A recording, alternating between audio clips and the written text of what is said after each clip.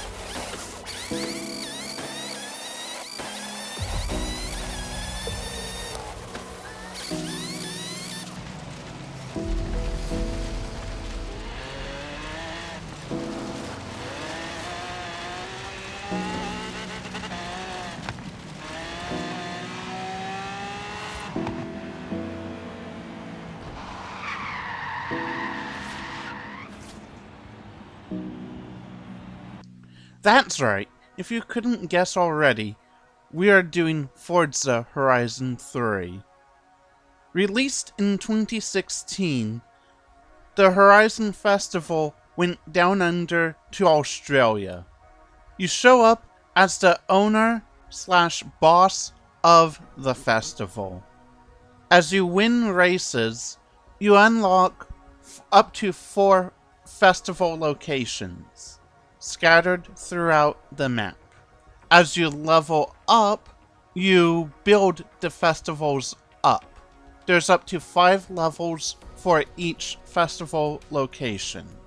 Diving right into features of the Horizon series that are returning, but have also evolved.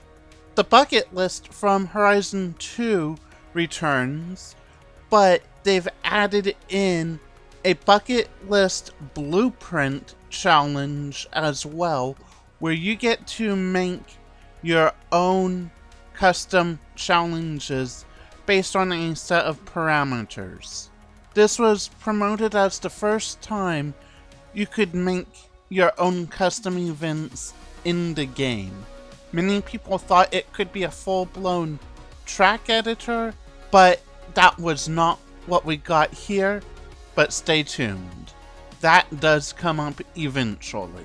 PR stunts also came back, and they added, on top of the speed zones and the speed traps we already had, they added danger signs and drift zones.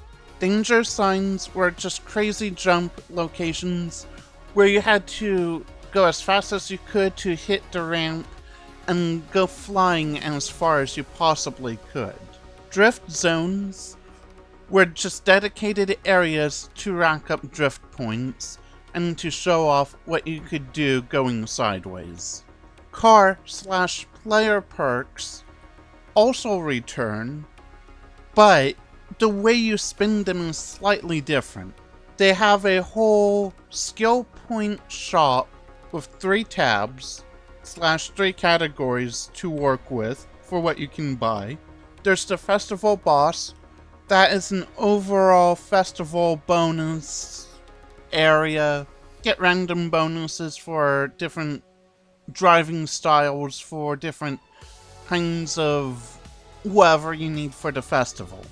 And then there's the skill bonuses to help give you bonuses for doing different skills in the game, such as drifting, such as jumping around off-road, or whatever else you do to earn skill points. And then the third tab is instant rewards, which all you do is you spend it and you get it right away. So if I have 10 skill points for, say, 10,000 credits in game, boom, I have those credits. But it's once you buy it, you're done. There were new and returning music stations in this game, including a custom radio station through the music streaming service at the time, Groove Music, where you could listen to your own music through the game. They also had real-world music label stations, such as Epitaph Records. This allowed up-and-coming and brand-new artists to get featured in the video game series under their label name. So, brand-new features in Horizon 3 included the Forza Horizon Edition cars, or just Horizon Edition. These later would become just Forza Edition cars, as they'd be featured in Motorsport as well, and so the developers just ended up calling them Forza Edition. But they're introduced here as Horizon Edition cars. These cars were specially tuned that have different bonuses attached. So there's one that if you drove it, you'd get a credit bonus if you won. So as you win races and you level up the festival locations, you unlock more races, more PR stunts, and barn finds returned. The building of the festivals was a new and unique feature, which I think was pretty darn fascinating. Something else that came into this game were beauty spots. I think of them not as beauty spots per se, but as landmarks.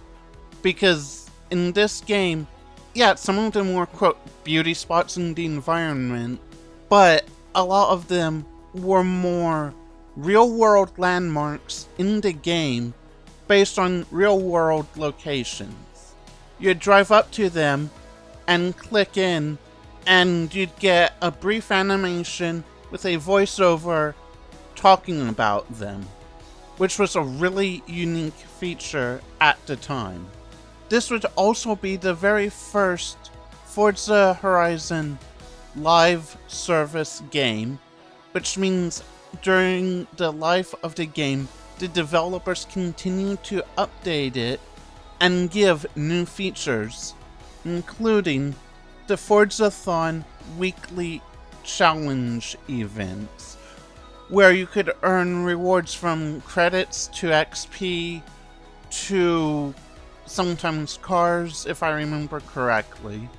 From the beginning of this series, we've had photo mode, but earned from spending skill points in the festival boss skill shop, we got introduced to drone mode.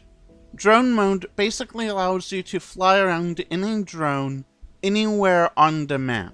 This would be a unique way to, if you're driving with your friends, to be able to record them doing really interesting things without actually having to drive your car and follow them. You could get unique shots, you could get unique views. There's just a lot you could do with this. You could also use the drones to find barn find locations. So once you got the rumor of the barn find and went to the circle of where it was supposed to be, you could get in your drone and fly around that circle a lot faster and easier than your car might. And once you find it, the barn will be marked on your map for you to then go back into your car and drive right to it. It would also mark bonus boards. So if you're having trouble finding one, well, you could use your drone to find it, it'll get marked on your map, and you're good to go.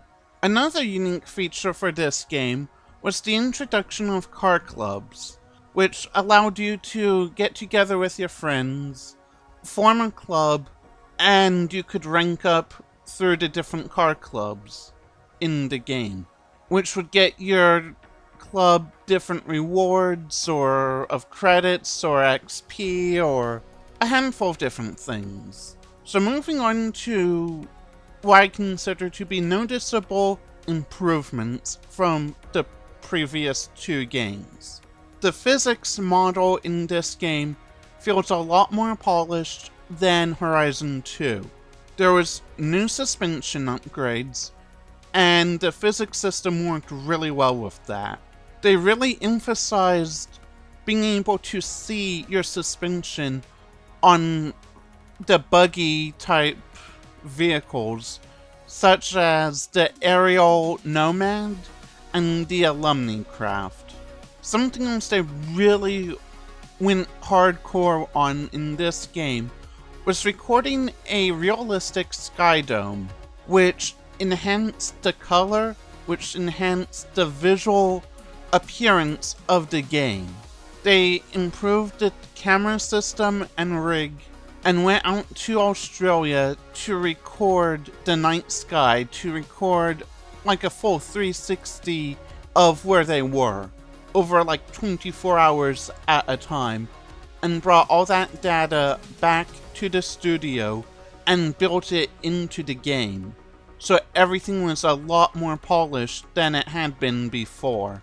This really allowed for sharper colors, more dynamic skies, and just overall a much more grounded and realistic feel to the map. Something else that added to the realism of this game, this was a critique I had back in Horizon 1, and while I forgot to mention it on the Horizon 2 video, I'll mention it now.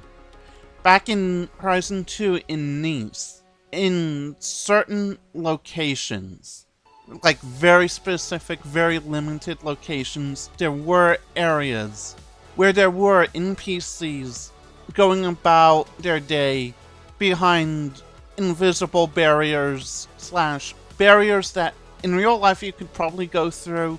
In other parts of the game, you smash through other things that are just as solid, but they force a hard wall so you cannot get close to the NPCs.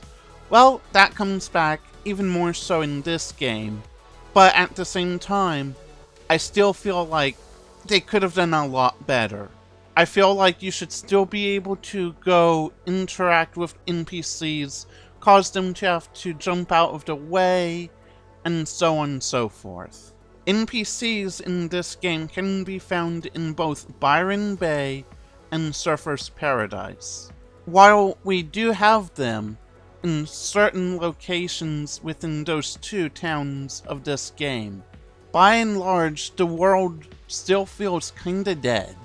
So it's still the same kind of issue I had with Horizon 1, but not as much, but still, I don't know, I just feel like there's still more they could have done. So here's hoping for the future.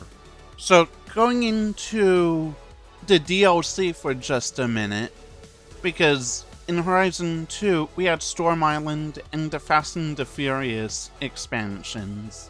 In this game, we had yet another third-party partnership of Hot Wheels.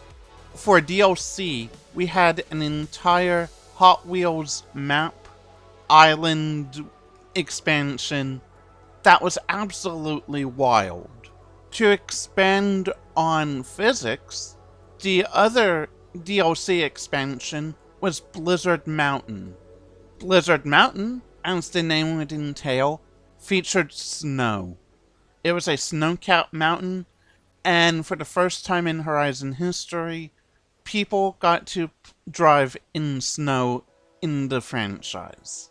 It is widely known that the Horizon developers used their DLC expansions to test features for the next game in the series. If you've played the Horizon franchise already, you might know what features they were testing with Blizzard Mountain and Hot Wheels.